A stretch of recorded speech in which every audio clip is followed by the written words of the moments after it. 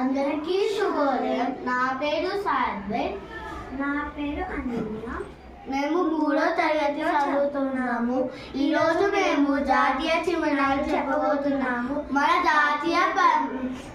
జాతీయ పక్షి నెమలి, మన జాతీయ జంతువు పులి, మన జాతీయ వృక్షం మర్రి వృక్షం, మన జాతీయ గేయం వందే మాతరం, మన జాతీయ ముద్ర 3 సింహాలు, మన జాతీయ ఫలం మామిడి పండు, మన జాతీయ కరెన్సీ రూపీ, మన జాతీయ జెండా 3 రంగుల జెండా, మన జాతీయ క్రీడ హాకీ, మన జాతీయ పక్షి నెమలి, మన వారసత్వ సంపద జంతువు ఏనుగు, మన వారసత్వ సంపద